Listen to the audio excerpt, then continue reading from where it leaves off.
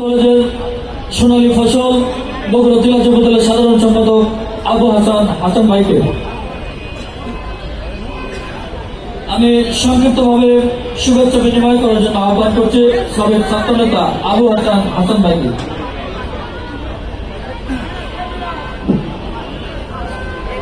বিসমিল্লাহির রহমানির রহিম। বাংলাদেশ জাতীয়তাবাদী ছাত্র দল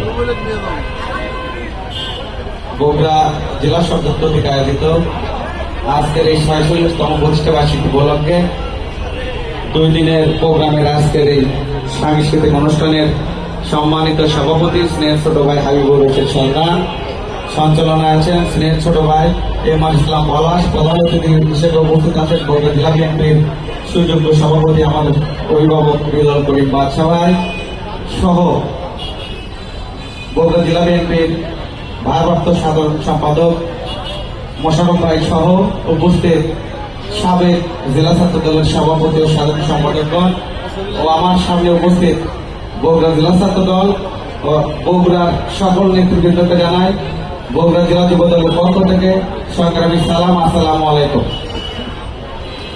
আমি অতীতের কথা বলবো না। আমি যখন সরকারি শাহসুদান কলেজের ভারপ্রাপ্ত সাধারণ সম্পাদক ছিলাম তখন 111-এর টাইমে আমরা পোস্টার মারতে গিয়ে র্যাবের বাড়িতে আমার এই লোক বাঁকা হয়ে যায়।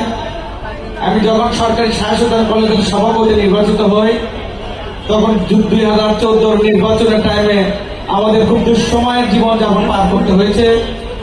আমি যখন বগুড়া জেলা ছাত্র দলের সভাপতি নির্বাচিত হই 2018 সালে, তখন আমাদের খুব দুঃসময় পার করতে হয়েছে। আমি যখন স্বেচ্ছাসেবক দলের সদস্য সচিব হই 2024 সালে, আমাদের অনেক দুঃসময় কেটেছে। আজকের এই দিনে যদি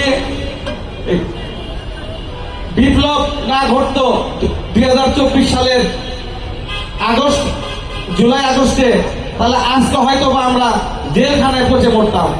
আমাদের সবার নামে 20-30টি করে মামলা ছিল শুধু এই 24 সালের আন্দোলনে।